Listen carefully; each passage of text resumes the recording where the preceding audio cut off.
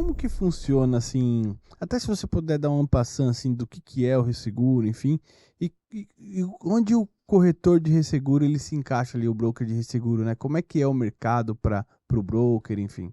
Então, assim, o mercado de resseguro, ele existe muito para mitigar o risco da seguradora, né? O que a gente fala é um exemplo muito simples, mas que se, pensando, né, na minha escola, que é o aeronáuticos, né? Pensando, Uhum. então, se uma aeronave batesse com a outra, provavelmente quebraria a carteira de uma seguradora, né? Porque tem valores expressivos aí, em torno de 30 a 50 milhões de dólares cada aeronave, então teria um valor expressivo aí.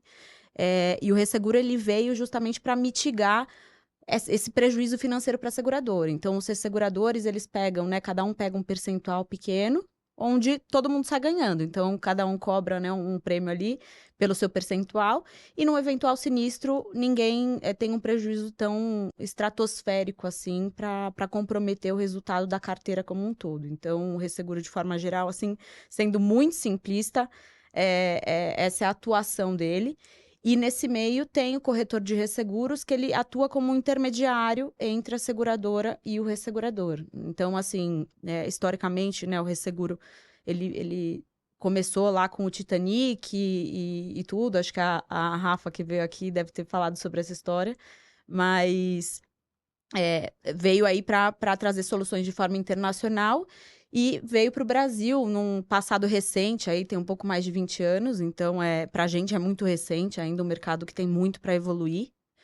É, e aí a gente, enfim, assiste, né, a seguradora para tentar trazer os melhores termos e condições para que o cliente final consiga ter uma pólice robusta, com coberturas e limites adequados, com uma precificação não tão agravada assim, para que a contratação da pólice faça sentido, né?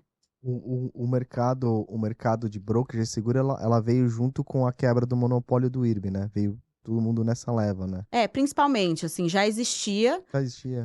broker de resseguro, mas era uma intermediação muito pequena, né? Ah, Porque antes era só o IRB praticamente ali. sim. E depois a necessidade mesmo do broker de resseguro passou a ser essencial, porque existiam muitos players. Até hoje ainda existem algumas seguradoras que defendem a não utilização de um broker de resseguro, porque entendem que conseguem fazer, né, essa intermediação ali de forma objetiva, mas a verdade é que o mercado é tão grande, né? Então, assim, é difícil uma seguradora conseguir fazer o trabalho que a corretora faria. Sim. Então, a gama, né, de tipos de resseguradores, a estratégia de cada ressegurador é muito particular. Então, realmente o corretor de resseguros, ele agrega valor no processo, né? Porque muitas vezes a gente olha ali só a corretagem, né? Porque assim como funciona com o corretor de resseguros, de seguros, desculpa. Tem a gente sobrevive, né, de corretagem. Uhum. Sim. E muitas vezes para a seguradora isso acaba sendo visto como um custo, mas hoje em dia isso já tem sido bem quebrado, assim, né? É. Porque é como um investimento mesmo. A seguradora teria que dedicar uma parte da área dela ali voltada para fazer isso. Então é só decidir aonde você vai investir o recurso. Até o acesso, né? Às vezes o broker ele consegue ter um acesso ao mercado muito maior que talvez uma seguradora não tenha, né? Eu acho que também é uma questão de disponibilidade, né? Porque assim, eu acredito muito que né, no mercado de seguros é um mercado de muito relacionamento. Então, Uhum. a área, né, da seguradora que estaria voltada ali para fazer essa avaliação da contratação do resseguro, ele precisa gastar muita energia ali para se relacionar com as pessoas. É. Então, até para descobrir novas capacidades ou ter um poder de barganha na negociação. Então, tem muita coisa envolvida, sabe? Uhum. São duas frentes, né? A seguradora tem que fazer com o broker do retail, né? E que é o cliente. E também é o que você falou, né? Então, se for dedicar para um outro lado ainda, fica mais complicado. Assim, a seguradora, no final do dia, ela é o nosso cliente, Sim. né? Assim, como corretora de resseguros, porque são eles que fornecem para a gente as oportunidades. Assim Uhum. como, né, para a seguradora, o corretor de seguros acaba sendo o grande cliente, a grande Isso. fonte de negócios, né? Isso aí. E até assim, eu acho que uma coisa que você falou que faz muito sentido, né? Quando a seguradora acaba contratando diretamente o resseguro e tal, ela tem que ter uma área ali específica para isso. O que custa, né? A pessoa, às vezes, também que lida com isso não é uma pessoa barata, tem um conhecimento muito, muito específico. E eu acho que a posição de vocês vem para auxiliar nesse processo, né? Tirar um pouco dessa demanda e tá muito mais direcionado. Agora, além disso, que outros benefícios de repente você enxerga nesse sentido?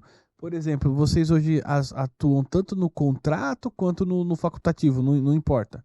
Hoje, assim, a Latin Re, né, até para contar um pouquinho, tudo bem? Contar Claro, essa- legal, por favor. conta pra galera aí. Então, assim, a Latin Re, ela começou em agosto de 2019, foi um pouquinho antes da pandemia. O timing foi principalmente por conta, né, da época das aquisições ali das corretoras, né? Então, a March comprou a JLT na época. Eu fazia parte da JLT, como disse para vocês. Uhum. E eu era diretora de aeronáuticos na época e não existia né, nenhuma outra corretora de aeronáuticos voltada aqui para o Brasil. Uhum. Internacional, né? E aí, o que aconteceu? A March e a JLT juntas, globalmente, elas tinham uma concentração de mercado muito grande. Então, elas totalizavam, isso para o mundinho do aeronáuticos, elas totalizavam 80% mais ou menos das linhas aéreas globais. Então, a Comissão Europeia embarreirou a compra, e a JLT teve que se desfazer às pressas ali da carteira de aeronáuticos. Caraca. Caramba. Na época, eles venderam para Gallagher. Não existia Gallagher no Brasil. Uhum. Então, eu falei, caramba, e agora, né? O que eu vou fazer e tal? Porque eu não podia ir pra March, porque tinha na questão de confidencialidade e tal, que não dava. E aí, a gente começou a ficar pensando, assim, o que dava pra fazer de diferente. Enfim, eu acho que nessas situações também, a gente sempre pensa em oportunidades, né? Uhum. E se especulava muito que teria a compra, né, da junção, na verdade, da Willis com a Aon também e tal. Verdade. E aí a gente olhou para isso e pensou, caramba, mas aí, né, com essas grandes aquisições, os clientes de médio porte vão ficar desassistidos, né? Uhum. E aí foi uma oportunidade, eu sentei com o Felipe Aragão e conversei com ele já estava fora do mercado na época.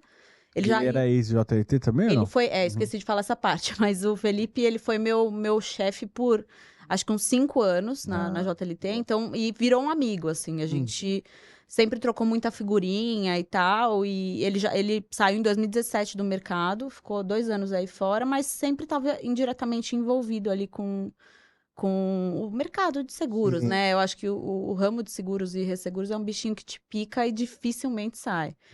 E aí, a gente marcou de conversar e tudo, e a gente ficou pensando nessa questão do cliente de médio porte. E aí, a gente falou, cara, por que não abrir uma corretora, né, pra ter esse diferencial mesmo? Então, foi a partir daí que a gente decidiu abrir essa corretora. E acho que, assim, a gente tem toda a competência do mundo, mas eu acho que a vida também a gente precisa de um pouquinho de sorte. Então, o timing também foi muito bom, porque existe essa demanda reprimida ali. E aí, a gente abriu, então, a empresa em agosto de 2019 e já viemos com alguns clientes importantes assinando carta de nomeação pra gente e tal. Legal. E aí, a gente começou a operação assim. A gente começou em 4 pessoas. Hoje, a gente tá em torno de 55 pessoas. Estamos completando aí, né? A gente já completou em agosto 5 anos de empresa, então a gente cresceu bastante. E aí, respondendo sua pergunta, né? A gente... hoje está dividido, né, entre principalmente dois tipos de resseguro, né, que é o risco facultativo. A gente está dividido em 3 specialties, que é a specialty de infra, de FINPRO e de aeronáuticos e marine. E tem a parte de soluções estruturadas, que é onde realmente a gente olha para os contratos das seguradoras, né? Uhum. Então, a gente está dividido dessa forma.